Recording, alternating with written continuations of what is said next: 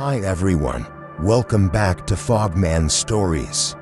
Today, I want to share with you a true story about a smile. But not just any smile, it's the smile of the Virgin Mary.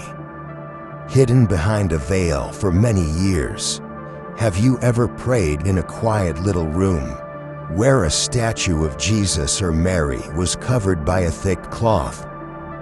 That moment, I felt something strange, a mix of curiosity and reverence, like something sacred was waiting behind that veil. Some say they saw her smile, even though the statue was still covered. Could that really happen? Let's walk together into this mysterious tale, the smile behind the veil. And before we begin, don't forget to subscribe to the channel if you love true Catholic spiritual stories. There's much more to come. They say that some mysteries aren't meant to be solved, only contemplated. Like a quiet breath of wind through ancient stone, or a flicker of candlelight in a forgotten chapel. My name is Elias Moreau. I am not a man of visions, nor do I claim to be particularly pious. I'm just a humble caretaker, a steward, if you will, of places long abandoned by time, of relics left behind by those who once believed fiercely and loved deeply. My work has taken me to many corners of the European countryside, but none have stayed with me like the chapel of Saint Marguerite. Nestled between gentle hills and the weary bones of a sleeping forest, this chapel had long since fallen off the maps and off the memory of most. The villagers still knew of it. Of course, a handful still left flowers by the rusted gate each year on the Feast of the Assumption. But no one truly went inside anymore. The roof had sagged, the wood was soft with age, and the air carried the thick scent of mildew and candle wax long since burned. What drew me there wasn't any official restoration project. It was a letter, a handwritten note, sent without a return address, sealed with a piece of worn rosary twine. It was brief. Just a few lines in spidery script. There is a smile hidden beneath the veil. Go before they forget she ever smiled at all. Something about it tugged at me. Perhaps it was the loneliness in the phrasing, or the desperation. Perhaps it was simply the word, smile. Such an unassuming thing to be wrapped in mystery. But I arrived in early autumn, when the forest is all hush and gold. The chapel stood just beyond a moss-covered stone wall, its bell tower leaning like a bowed head in prayer. Inside, light filtered through the broken stained glass, painting the pews in shards of blue and red. And at the very end of the aisle, in the apse, there she stood, the statue, or rather, the shape of the statue, for she was covered in a thick, ochre-colored veil. The cloth was heavy, thick with age, and tied at the base with a faded blue ribbon. The moment I stepped closer, I felt it, that curious pull in the gut. Not fear, not awe, but something, like standing on the edge of a deep well and feeling the echo before the sound. I did not uncover her. Not yet. You see, the veil had been placed there in the late 1960s, according to the brittle maintenance logs I found in a drawer beneath the sacristy. There was no explanation, only a note that read, "Moisture damage. Do not remove until restoration is approved." But no restoration had ever come. Over the next days, I spoke with the remaining villagers, mostly the elderly. When I asked about the statue, some simply shook their heads. One woman, nearly blind, said she remembered it as being the most beautiful thing in the chapel, but could no longer recall the details. Another man said he used to pray there as a boy, and once, just once, he thought he saw her lips curl ever so slightly beneath the veil. "A smile?" I asked. He nodded, solemn. "I told my mother. She said I was lucky. Then she made me promise never to tell anyone else." "Why not?" "Because," he said, leaning in close, "some things are too sacred to be talked about lightly." I stayed in Sainte Marguerite longer than I planned. Each morning I lit a candle by the altar. I cleaned the dust, read scripture, and watched the light shift across the veil as the day passed. I never saw it move, and yet, some days, I'd catch myself whispering under my breath, "Are you still smiling, Mother?" There were moments when I felt warmth, not heat, but a softness in the air, like standing near someone kind. And other times, there was something else, not dark, exactly, just deep, as if something watched gently, quietly, from the other side of the veil. One night, a storm rolled in, thunder shook the chapel, and water crept through the broken stone. I stayed, kneeling by the pew, eyes fixed on the veil. I couldn't sleep. There was a restlessness in my bones. And as lightning flashed through the colored windows, I saw it, the shape of the face behind the veil. I still remember how still everything became.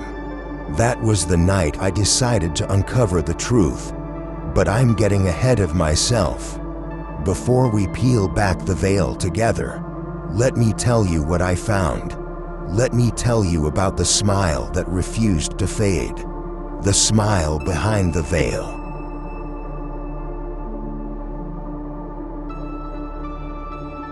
Chapter 1.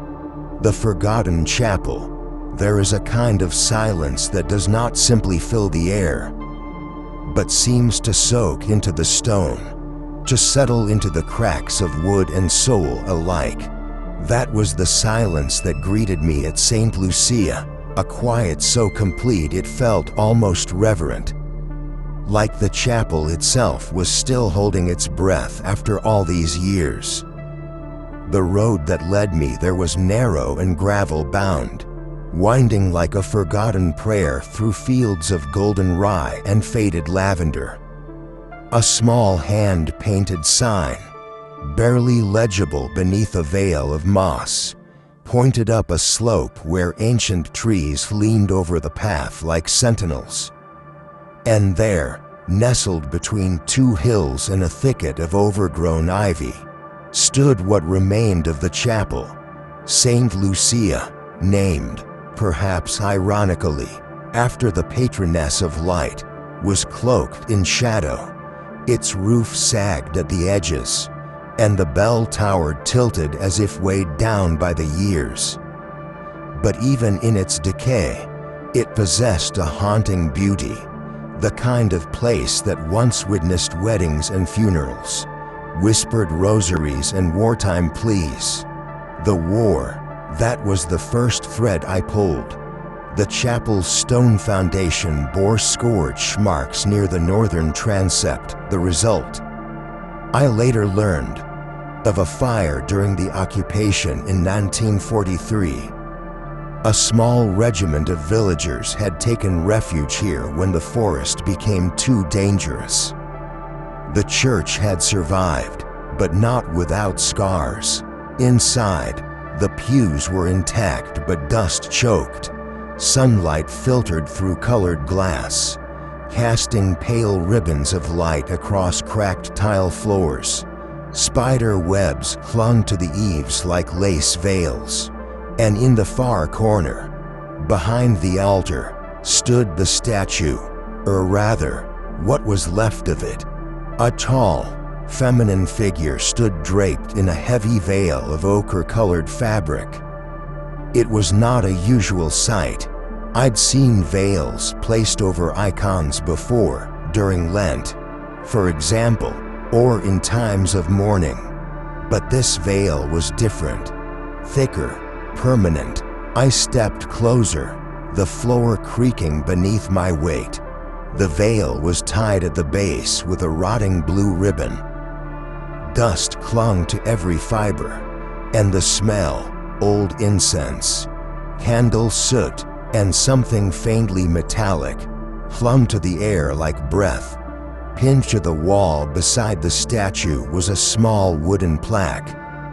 Its lettering faded, Our Lady of Mercy, covered for preservation. Do not remove until restoration.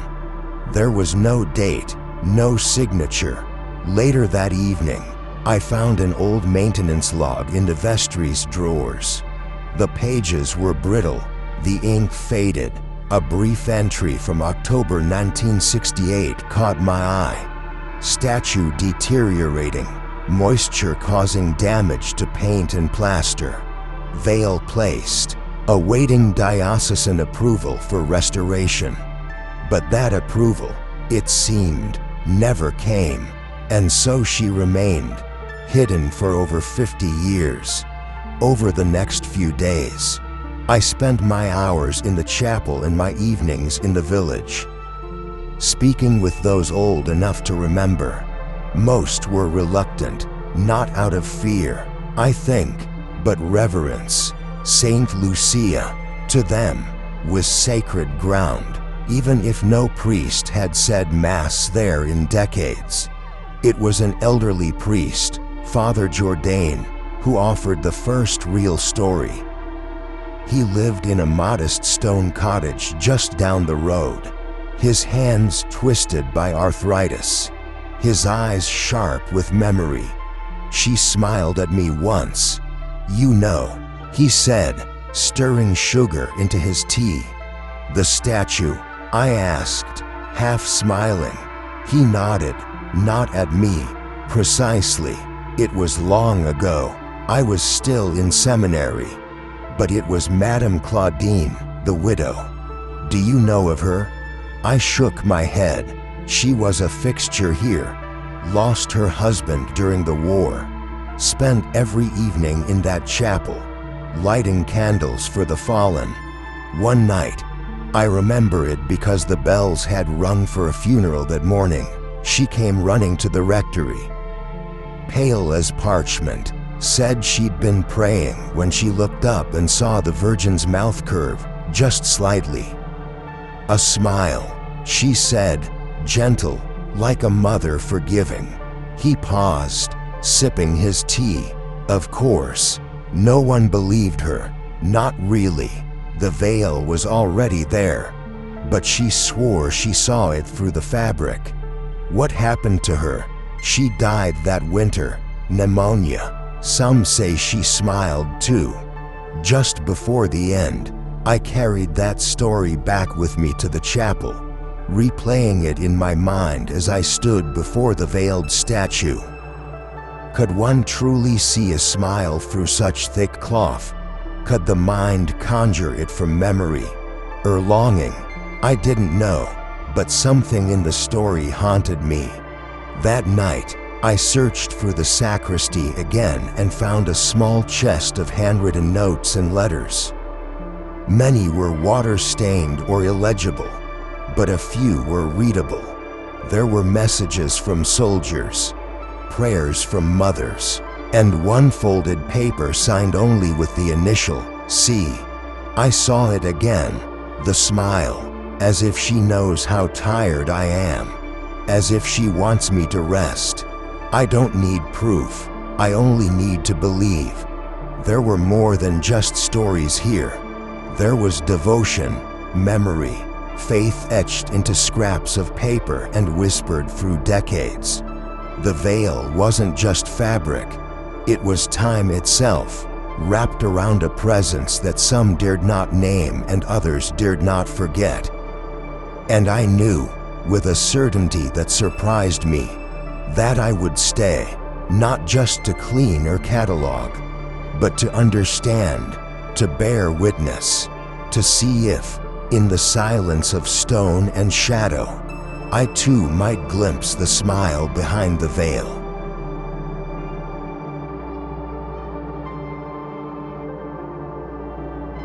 Chapter 2. The Journal of Sister Agnes. It was an accident, truly. I wasn't looking for anything in particular when I found it, just sorting through the crumbling shelves in the back room behind the vestry.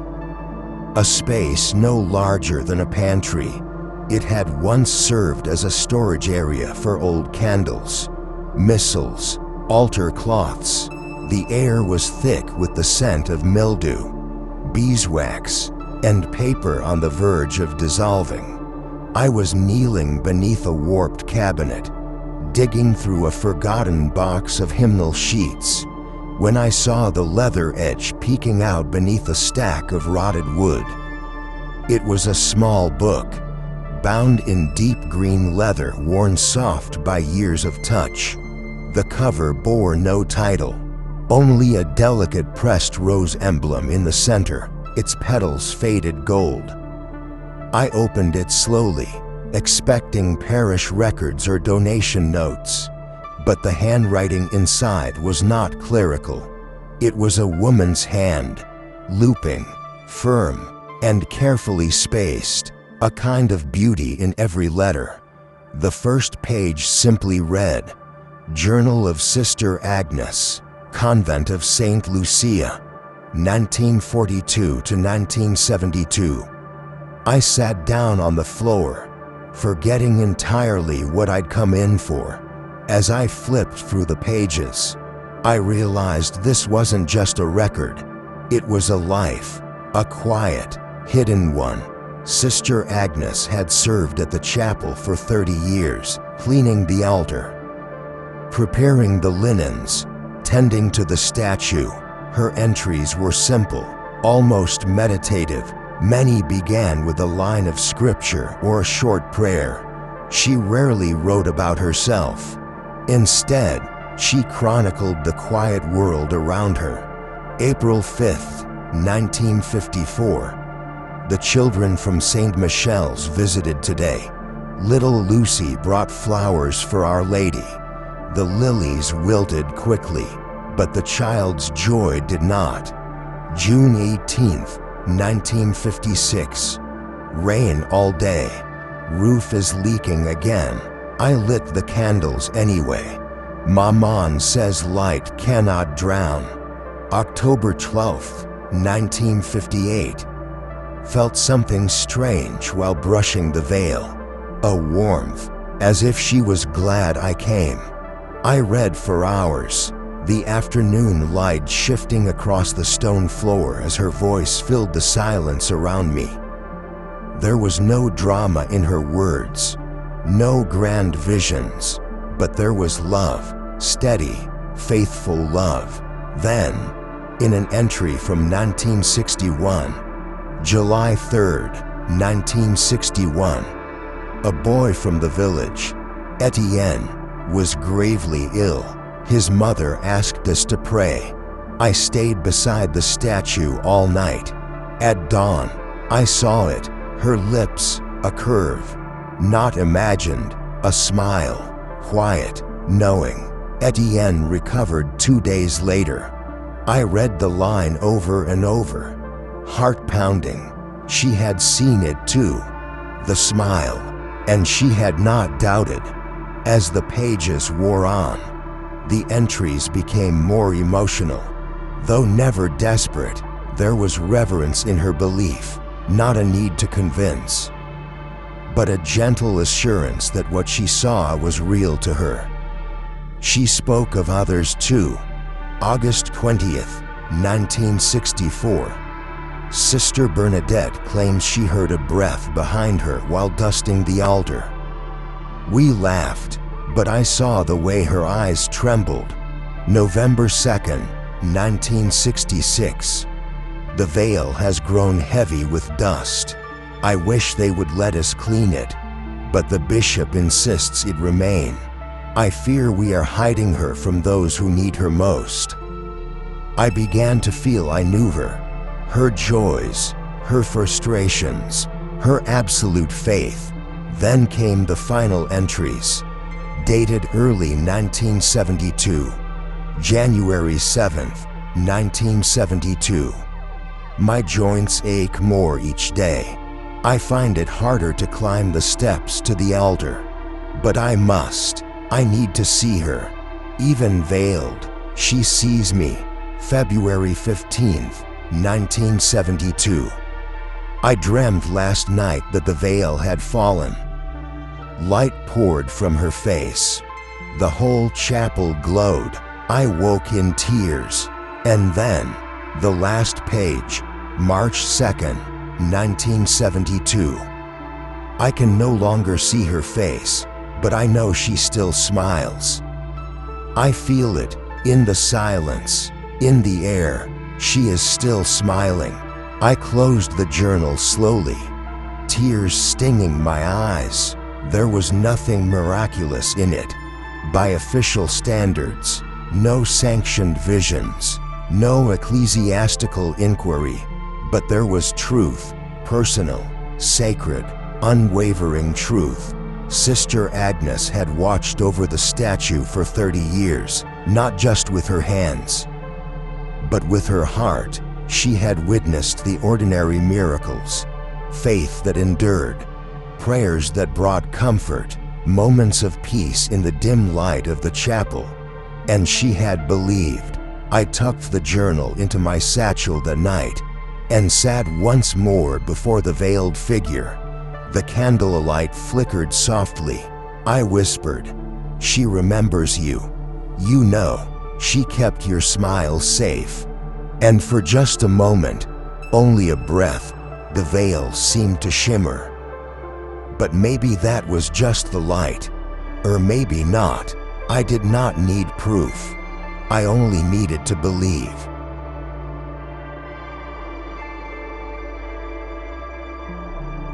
Chapter 3. Whispers in the Rain. It began with a storm. Not the kind that announces itself gently.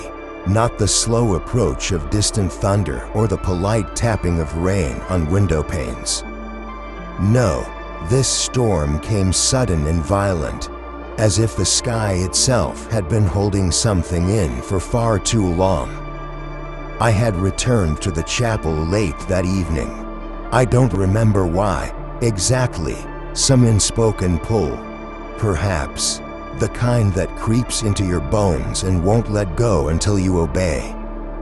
The wind was already rising, heavy with the smell of damp earth and the sharp bite of electricity.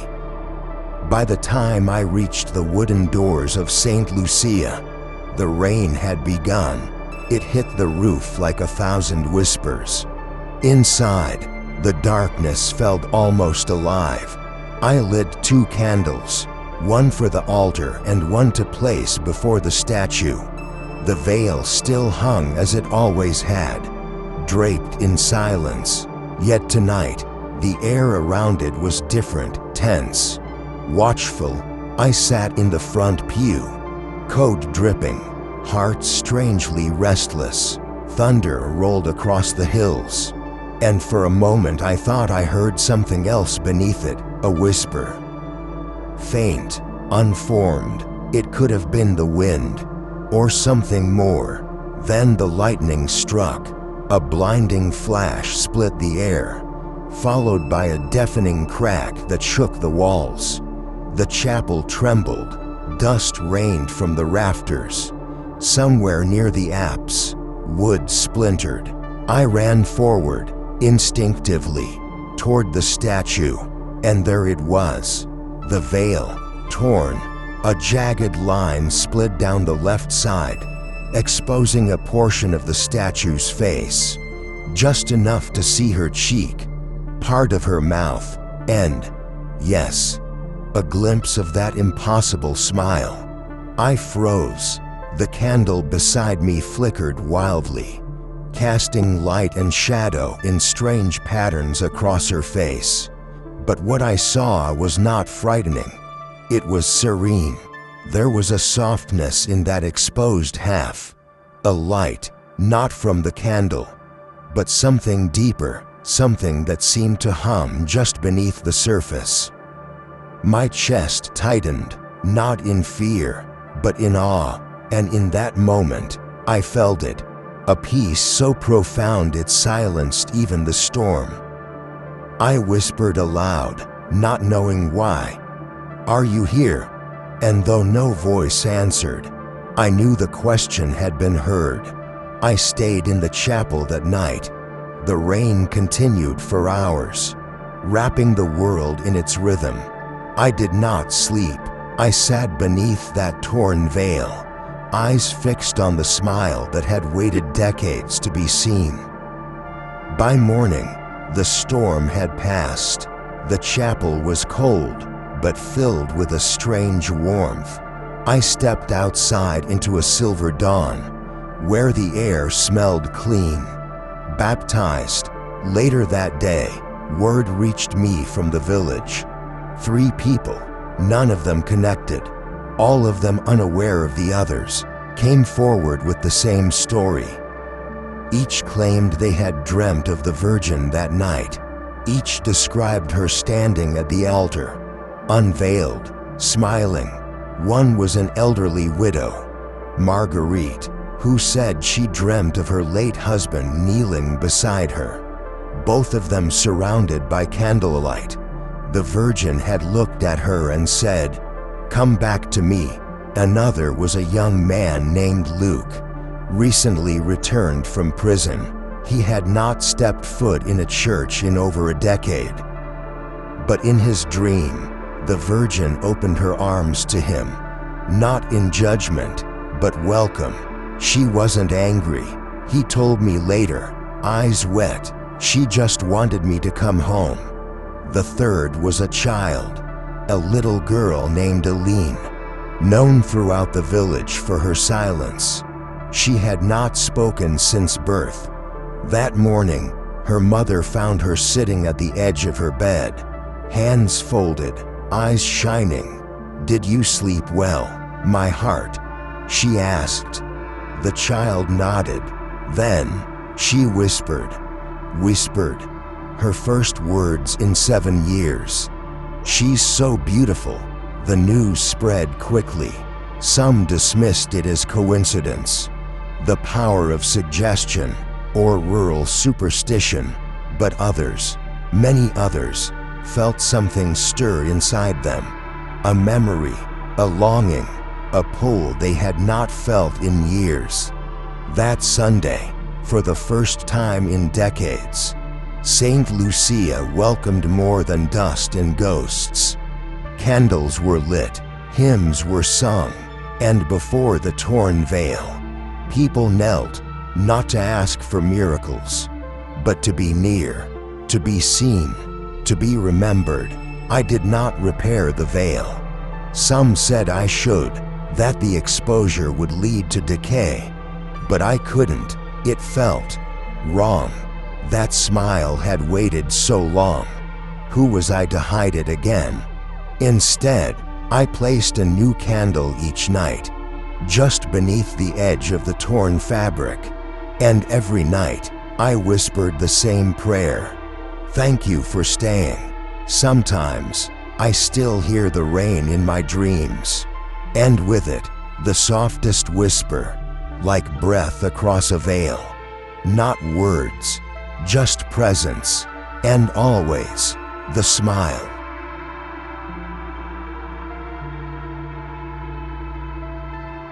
Chapter 4. The Unveiling. The decision did not come easily. In the days after the storm, after the veil had torn and word of the dreams spread like fire through the hills, Saint Lucia was no longer forgotten. Each day, more villagers made their way up the narrow path to the chapel. They came with candles, flowers, tears, and questions, and they came with stories. Whispers passed from neighbor to neighbor. A woman claimed her chronic pain lessened the moment she stepped into the chapel. A man said he hadn't prayed in 20 years, but found himself unable to leave once he knelt by the statue. A young girl, newly orphaned, sat in silence for hours by the altar and later told her aunt. She smiled at me. I know she did. Whether coincidence or miracle, I could not say, but something had changed. The chapel breathed again, and I, still just a caretaker in title, but something more in spirit, was no longer alone. It was Father Alon who called the meeting. He was a quiet man, neither young nor old, who had served nearby parishes for decades. He arrived without ceremony, walking the muddy path alone, rosary in hand, when he entered the chapel and saw the torn veil. He did not speak at first. He simply stood before the statue, eyes closed, lips moving in silent prayer. Then he turned to me and said, "It's time." We met that evening in the old rectory, which still smelled of oil lamps and cedar. A small gathering of townsfolk came, seated on mismatched chairs brought in from the chapel. Some were skeptical, others hopeful, all were reverent. Father Alon spoke plainly. The veil was meant to protect. He said, but perhaps, in doing so, it also hid. Now, we must ask, is it time for Our Lady to be seen again? There were no objections, only silence. Then, one voice, a woman near the back, eyes bright with age, raised her hand. "I was 5, she said, when the statue was last seen. My grandmother used to bring me here. I remember the blue of her robe, but mostly I remember the smile. I thought I'd imagined it, but now I think she waited for us." That was all it took. It was decided. The veil would be removed, not just the torn piece, but the whole of it, carefully, with reverence, with prayer. The unveiling was set for Sunday. Word spread faster than we imagined. By morning, the chapel steps were filled with pilgrims and villagers alike. Some had traveled hours, others, decades. We lit candles in every corner. The air was thick with wax and old incense. Sunlight poured through the stained glass in streaks of gold and crimson. And there she stood, still veiled, waiting. Father Alon led the Mass. His voice was steady, his hands calm. When the time came, he turned to me and nodded. I approached the statue slowly, heart pounding. My fingers trembled as they reached for the ribbon at the base. The veil was heavier than I remembered. It came away in layers, the dust releasing into the air like a long sigh. And then, she was revealed. Gasps rippled through the chapel. The statue was a ruin. Her robe, once sky blue, was faded to gray. Cracks ran down her arms, her chest, her feet. Patches of plaster had fallen away entirely. Mold crept along the folds of her garment like ivy reclaiming stone. But her face was untouched, pristine, smooth, luminous, as if time had not dared to touch it. And there, unmistakably, was the smile. It was not wide, not dramatic, but it was there, a gentle, knowing curve, a mother's smile, a friend's smile, the kind of smile that says, "I've been here all along." People wept, some knelt, others covered their mouths. A child reached out as if to touch her cheek, and the old woman from the meeting, the one who had spoken of her childhood, she came forward with tears in her eyes. "Yes," she said, "that's it. That's the smile I saw all those years ago. The moment held. No one spoke for a long time. The air was thick with something beyond words. Not fear, not awe, presence. That day, no one asked for proof. No one demanded explanation. They simply believed, not because they had seen something extraordinary, but because something inside them had been stirred awake. Faith, like the face behind the veil, had waited patiently. We did not replace the veil. We placed fresh flowers at her feet instead. And every day since, someone, young or old, stranger or neighbor, comes to stand before that smile. And somehow, we all smile back.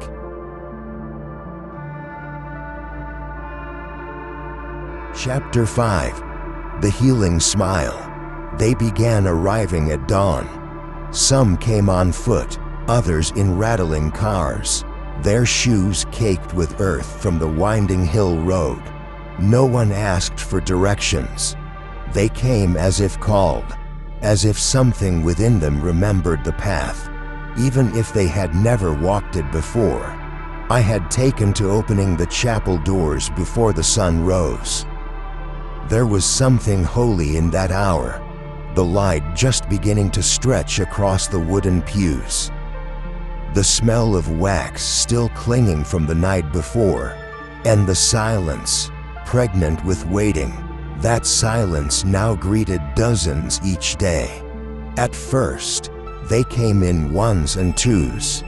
Then by the dozen, pilgrims, villagers, the curious and the faithful. Some brought old rosaries, others only questions, and nearly all of them, after kneeling before her, after gazing upon that impossible, gentle smile, left different than when they came. It wasn't grand, no choirs of angels, no sudden parting of clouds, but there was something undeniably present in that small chapel, something that brushed against the skin like a warm breeze and settled deep within the bones. They didn't always have the words for it, but they knew. I don't know what happened. One woman said, clutching her husband's hand, but when I looked at her, I felt known. Another man, a widower, told me he hadn't cried in 20 years. I didn't even cry at her funeral. He said, but when I saw the Virgin's face, it was like my wife was there. Just for a moment, not in body, but in the peace I felt. Word spread. It was not newsworthy enough for reporters or cameras, but it traveled nonetheless, whispered over fences, written in letters, murmured during evening meals. And then they came, from farther away, from cities, from other parishes, not in crowds, but in streams, and each brought a story. There was Elise, a woman from Avignon. She came with her sister, both dressed in mourning black. They had been trying for 8 years, doctors, treatments, prayers, nothing. Elise had stopped lighting candles, had stopped hoping. She knelt before the statue for hours. I watched her from a respectful distance, the way caretakers do. She didn't cry, she didn't speak, just sat there, staring at the smile. Later, she told me she felt something shift, not in her body, but in her heart. She no longer felt bitter, just open. 3 months later, she sent a letter. Inside was a photograph, a small ultrasound. She had named the child Maria. Then there was Thomas, a young man, barely 20, with eyes too heavy for his age. He came alone, shoulders hunched, a silence that spoke volumes. He didn't kneel. He just sat in the back pew, staring at nothing. On his 3rd day, I approached, asked if he needed anything, food, water, someone to talk to. He shook his head, but then he whispered, barely audible, "She smiled at me. I waited. I was going to end it." He said, "That's why I came. One last place, one last try." And then I looked at her, and I don't know why, but I felt like someone saw me, like someone was glad I was here. He returned every week. Eventually, he started lighting candles, then praying, then helping me repair the broken pews. Not all stories were so striking. Some were subtle. A farmer who returned to confession after 30 years. A teenager who stopped lashing out at her mother. An old woman who said her arthritis lessened whenever she sat near the altar. No miracles by church standards, but transformations. Nonetheless, I kept a small book, not unlike Sister Agnes's, and wrote them down. Not as evidence, but as remembrance, because I knew, as she did, that these quiet moments mattered. They were healing. Even Father Alon, always reserved, found himself moved. One morning, after Mass, he lingered before the statue longer than usual. When he finally turned to me, his eyes were wet. "I thought I came to serve temporarily," he said, "but I think she's called me to stay." He did, and so did I. I stopped thinking of myself as a visitor, or even just a caretaker. Saint Lucia had become home, not because of comfort or convenience. The roof still leaked, the wind still whistled through the cracks, but because there, I had seen what belief could do. Not belief in spectacle, but in presence, in tenderness, in a smile that waited. Some nights, when the chapel is empty and the candles burn low, I sit in the front pew and watch the light dance across her face. I still don't understand it. I don't need to. She smiles, and we are healed.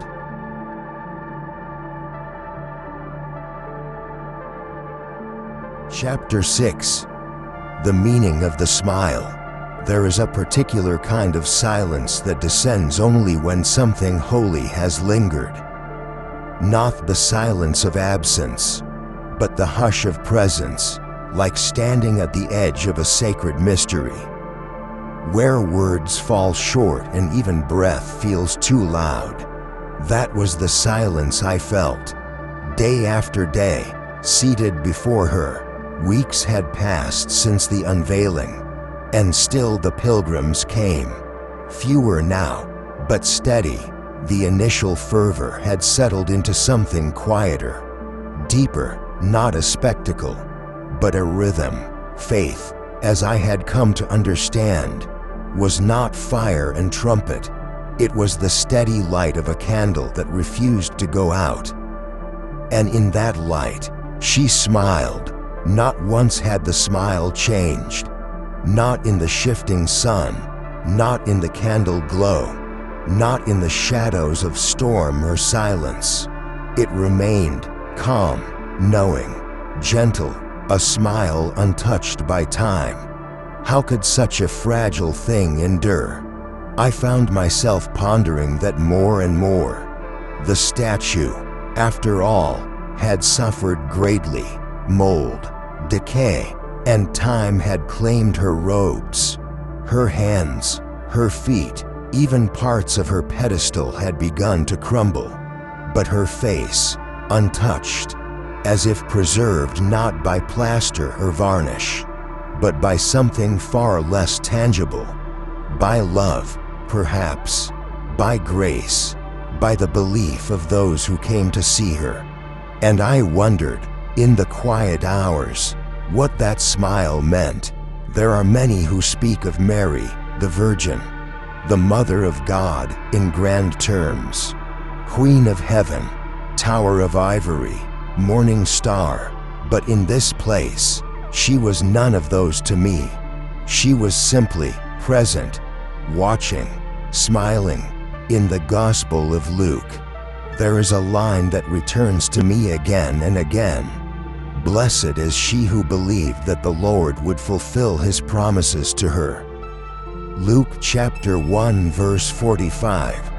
That is the smile, I think, the smile of a woman who believed, not blindly, not without fear, but with quiet courage, the kind of belief that does not shout, but endures, the kind that stays through storms and silence, through veils and decay. When I looked at her, day after day, month after month, I began to see not just a smile, but a message that she is still here, that love, true love, does not rot, that mercy has a face, and it smiles. I spoke to Father Alon often about these thoughts. We'd sit in the pews after evening mass, the chapel dim, the incense just a thread in the air. She doesn't seem to ask anything of us.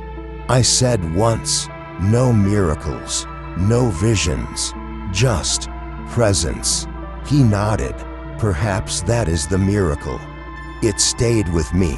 We began the slow work of restoring St. Lucia, not to polish or modernize, but to preserve, gently, respectfully. A new roof was fitted, the stone walls reinforced, the stained glass carefully cleaned. But the statue we left untouched. Her robe remained cracked, her arms weathered, but her face, her smile, was left exactly as it had always been. We mounted the torn veil beside her, encased in a glass frame, as a reminder of what once was, a symbol not of concealment, but of revelation. That which had hidden her now served to honor her. Some days, I would find myself reading the notes left behind by visitors, folded scraps of paper, prayers scrawled in trembling hands, drawings from children. Many simply said, "Thank you." Others said, "You saw me. I'm not alone. I believe again." And once, I smiled back. I do not know what heaven thinks of such things. I only know what I saw, what I still see. A smile that changed nothing and everything. A smile that did not demand, but invited. That did not preach, but embraced. There are still days when the chapel is empty. And on those days, I sit in the stillness, the wooden pew beneath me groaning with memory. I look up at her, Our Lady of Mercy, and I whisper the only prayer I ever seem to need anymore. Stay, and always, always, she smiles. The veil is gone, but the smile remains. There are things in this world that resist explanation, not because they are complex, but because they are simple in ways our minds are no longer trained to see. The chapel stands quiet now. The repairs are finished. The dust is cleared. The roof no longer leaks. And the wood along the choir loft no longer groans under its own weight. The candles burn in clean brass holders, and the air carries the faintest scent of lavender from the nearby hills. It is, by all accounts, restored, but what lingers is not the work we did with our hands. It is the stillness, the presence, the smile. I sit most evenings in the pew near the front, watching the last of the light spill through the stained glass. Sometimes there are visitors, sometimes I'm alone, but she is always there. She does not speak, she does not move, but she watches, gently, from across the years, from the quiet center of the chapel that once cradled so many broken prayers. And she smiles, not as a miracle to be documented, not as proof to be measured, but as something infinitely more subtle, more eternal, as comfort, as invitation, as love that did not falter. Even when hidden behind the thickest veil, people still ask me what I saw that night the veil tore. I've stopped trying to explain it. I simply tell them the truth. I saw a smile that made me stay. They often nod, slowly, as if they understand something in their bones that words can't quite carry. The veil has fallen. The smile remains. Some days I wonder how long it had been smiling there, untouched, unseen, waiting. Decades passed, seasons turned, paint peeled, but she did not leave. She waited for someone to believe again. And perhaps that's what faith really is. The choice to look beyond what is broken and to see what endures. That smile was never meant to convince. It was meant to accompany, to tell us, in the silence of prayer, that the Mother sees us, that she stands beside us, not above, that she smiles, not in triumph, but in mercy. I do not know what each visitor sees when they stand before her. Some cry, some say nothing, some leave flowers, but I have noticed one thing: they all linger, just a little longer than they meant to, as if their souls have remembered something. Not the statue, not the chapel, but her. The veil is gone, but the smile remains, not to be proven, but to be received. So if you ever find yourself lost, or tired, or unsure, come, sit in the quiet, let the candlelight warm your hands. Close your eyes if you must, and believe, not with your eyes, but with your heart. She is still there, and in the silence, she smiles still. And that was the full story of the smile behind the veil. A silent, enduring smile, waiting through the years, just to be seen by those who dare to believe. If you have any thoughts or reflections after listening, feel free to share them in the comments below. I'd love to hear from you. Wishing you a peaceful night and sweet dreams. Don't forget to subscribe to the channel so you won't miss the next spiritual story. Goodbye for now. This is Fogman.